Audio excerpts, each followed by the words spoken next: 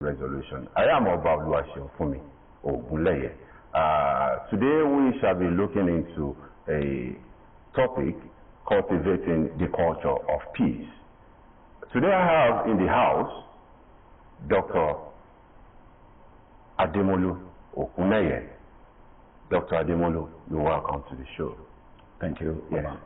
Dr. Ademolu Ogunleye is a retired director at NTA and presently is a lecturer at the Department of Mass Communication at Christland University.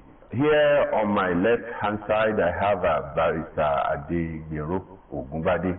Adegbero Ogunbade, you're welcome to the show. Thank you so much, Oba. Yes, Adegbero Ogunbade is a legal practitioner and is a public affairs analyst. We shall be looking into the topic, cultivating the culture of peace. Dr. Ademolu, what is so important in cultivating the culture of peace? Well, thank you, Oba. Well, it's just like looking at peace itself.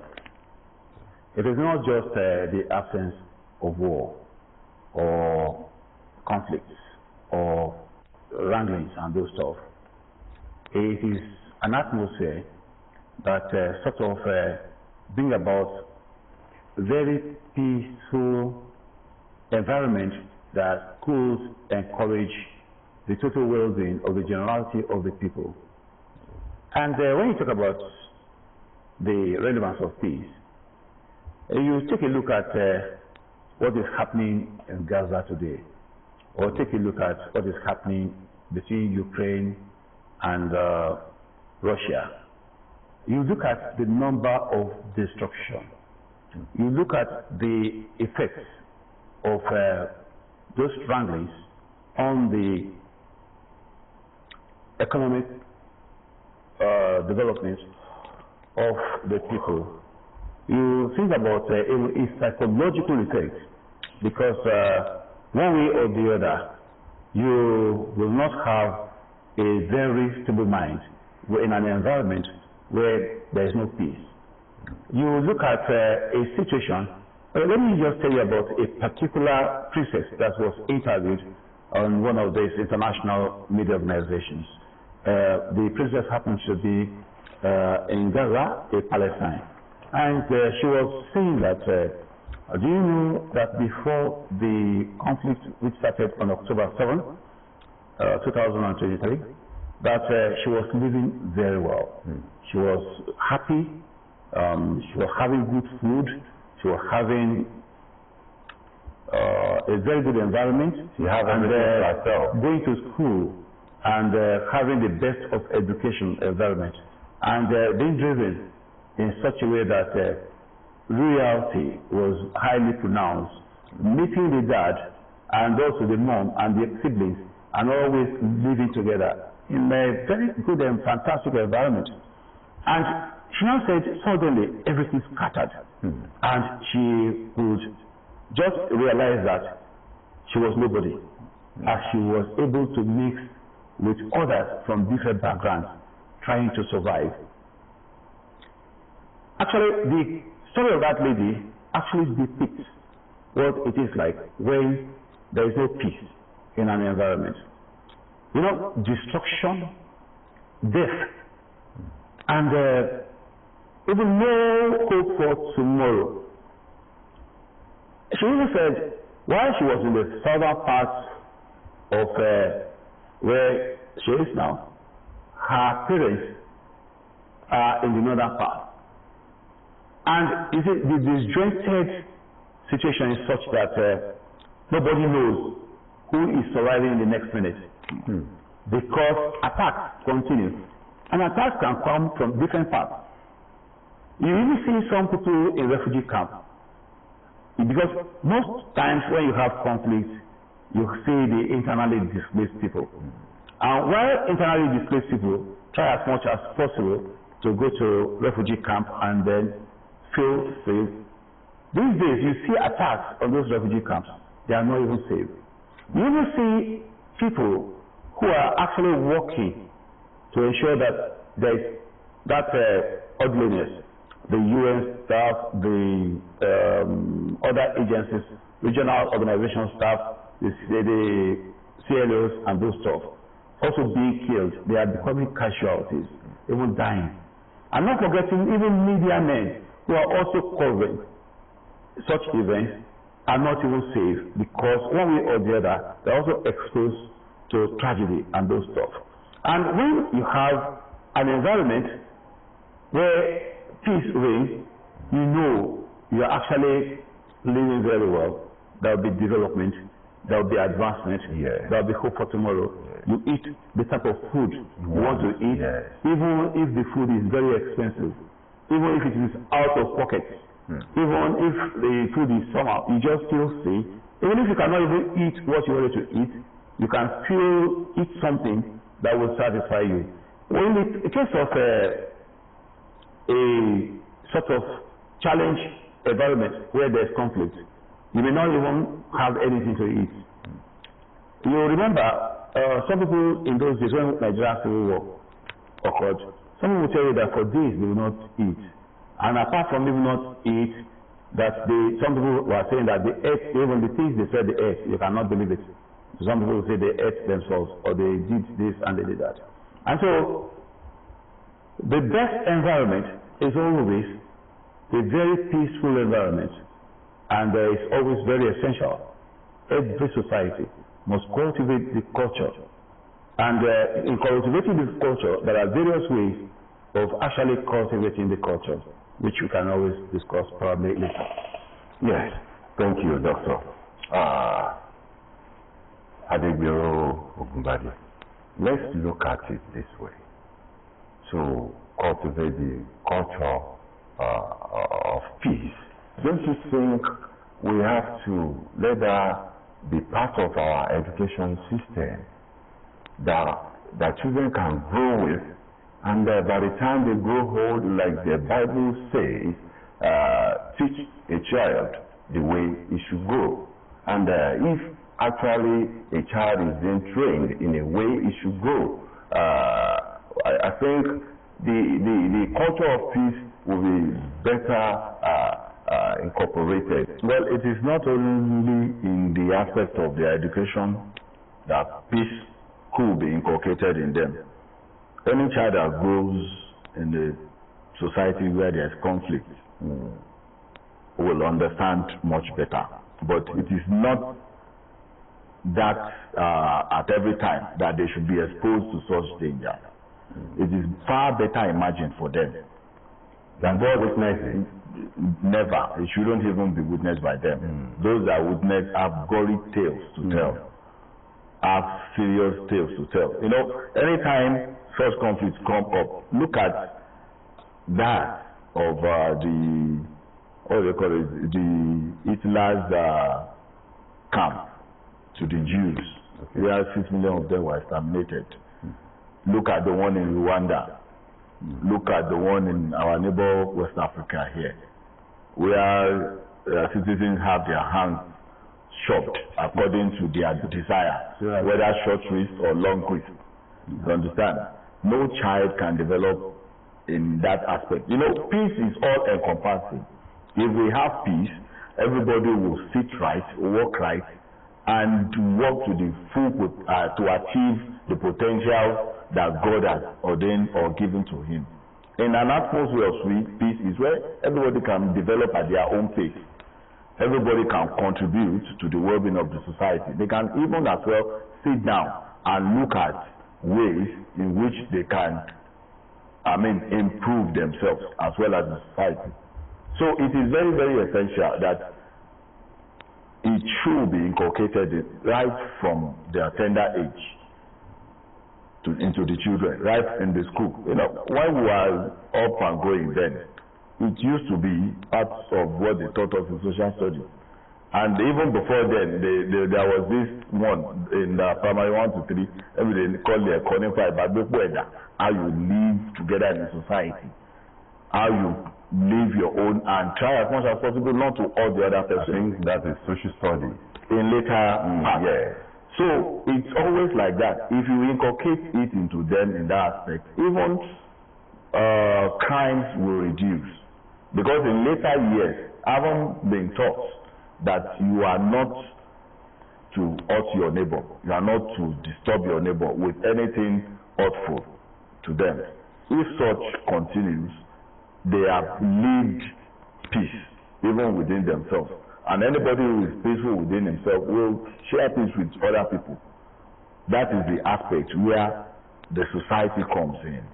What are we churning out to the young ones? What are the things that we are factoring their mind upon? We need to have a rethink in whatever is presently being disseminated in terms of not only their education, even at home, even in religious places, even in cultural setups to them, so that they will know that it is always right to live in peace. It is always good to share peace with everyone. Thank you. We'll go on a very short break now, then when we come back, we'll continue on the show.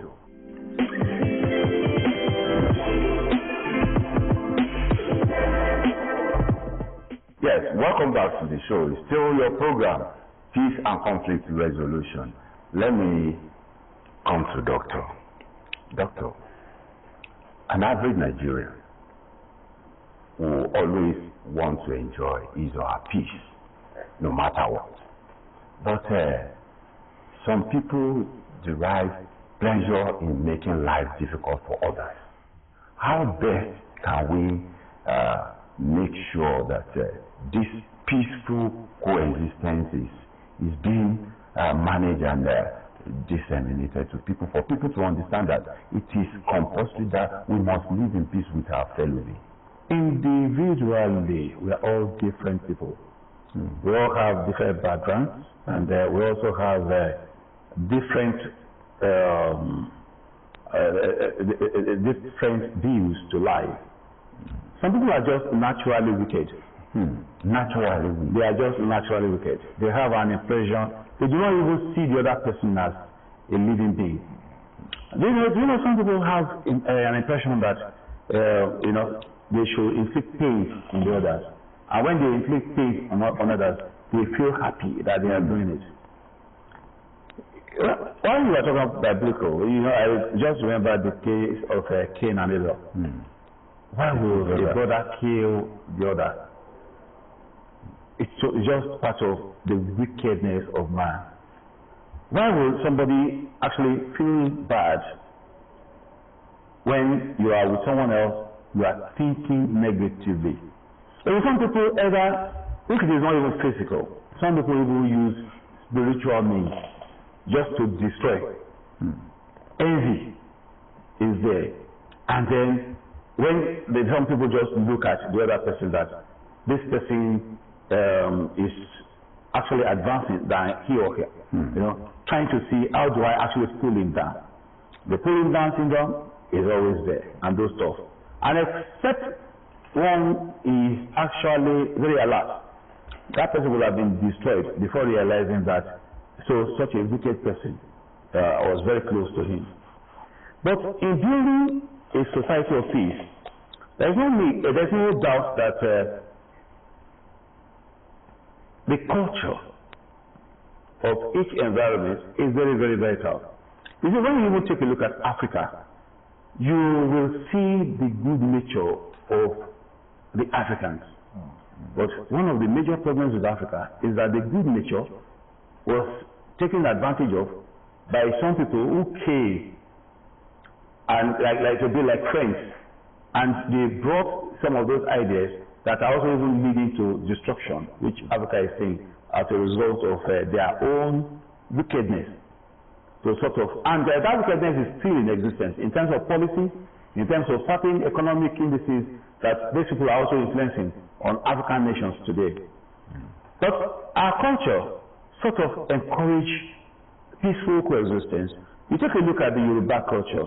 When Yoruba tells you Omoluabi, you know the meaning of Omoluabi.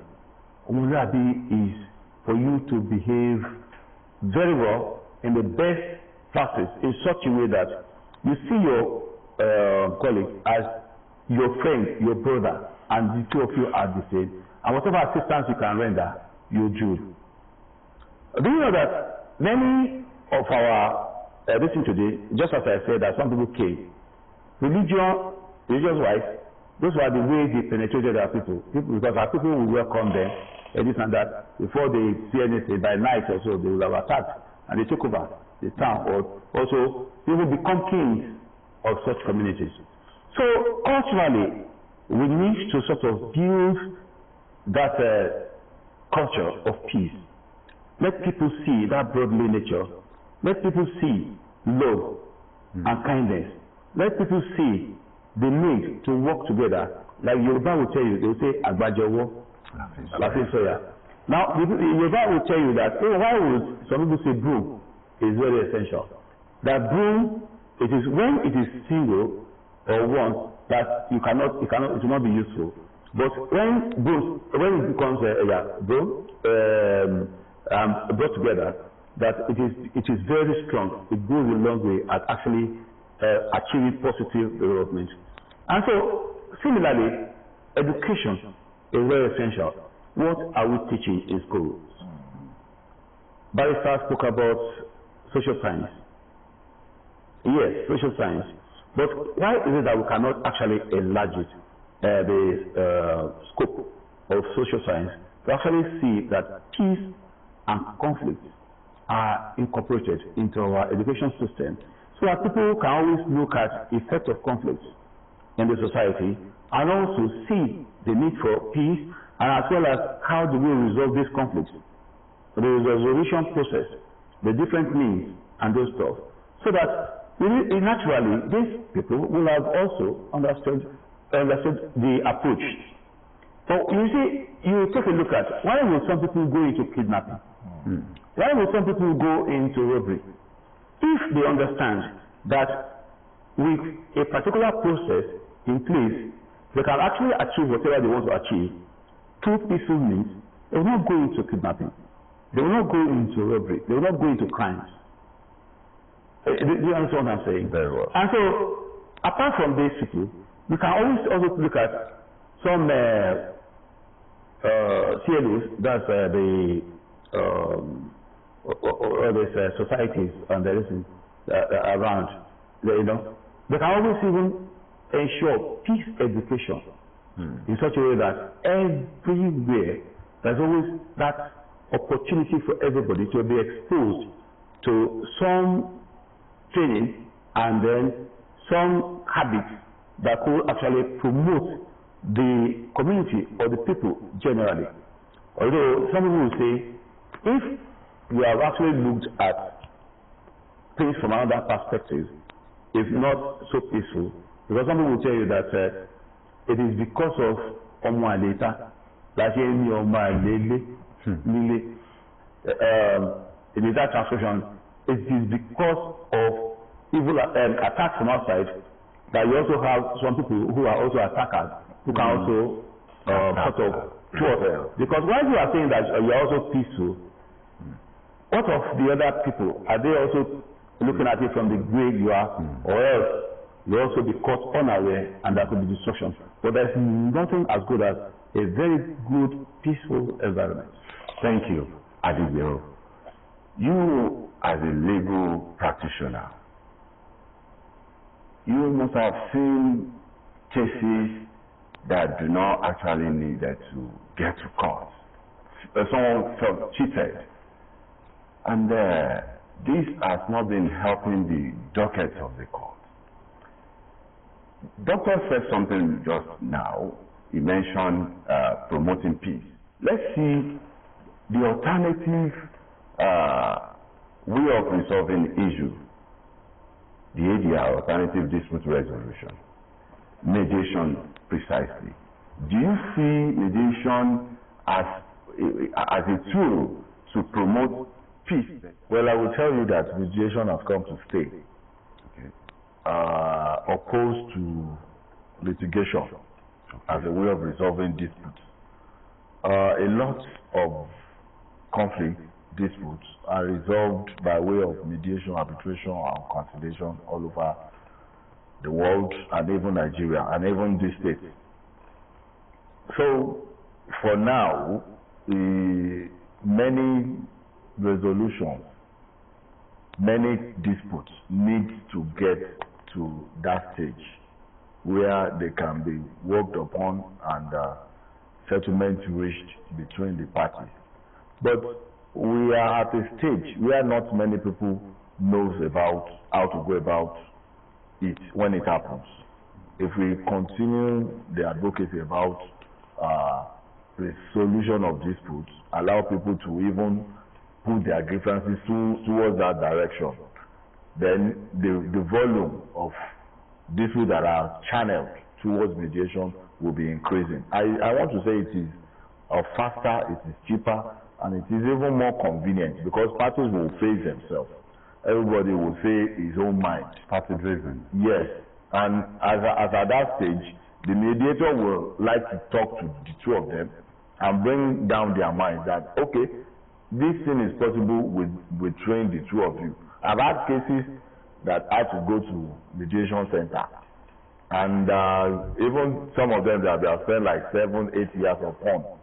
We didn't go to like 3 months in the mediation center and we were about resolving it. At least for the two parties to sit down and were able to say their mind means that that thing is workable. So in that regard, mediation should be explored more and more often than litigation. Okay. Yes. Thank you. Doctor, you as a scholar, when we talk about alternative dispute resolution, you are a scholar.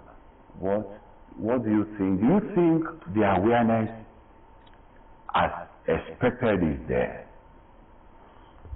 Well, I was even very happy when Barrister was also talking about the period within which a dispute was resolved was very fast than what you see even in litigation. Okay. Many people actually are not aware of this opportunity. Many people also feel that some people may not even trust that process because some people have an impression that when things are not through litigation, that some seriousness may not be there. But all over the world is improved, and then that mediation is one of the best means of resolving disputes or conflicts. It is such that it provides a very good environment where both parties in disputes sort of bring about, present their facts, and they also see at the end of the day that there is this win-win situation. And so, as a result, there is a need to sort of publicize this opportunity in this country. It could actually assist us greatly. So the need for us to take advantage of a situation like mediation, arbitration too is another means that we can also use. So, but if people are actually aware of these opportunities, I think it will be better for the society. Thank you. Before we go, Adibero, what's your attention? Well, we should encourage and try to let our people know that we ought to cultivate the culture of making peace, restoring peace, and living peace at every point in time. Thank you. Doctor, your partner. We need to sort of educate the people. The mediation, like we have a mediation center in Ogun State. Very well. What is that mediation center doing concerning media or publicity drive, sensitization? Sensitization of the people. It is very essential, and they must be part of that system in such a way that people are actually aware, especially the people in the grassroots. Thank you so much, Doctor. Thank you, viewers, wherever you are. You must have learned one or two things in the course of discussing, cultivating the culture of peace. It is on this note we will be calling it a day till I see you next week on the same station, same time. I remain Oba Oluwaseun Ogunleye.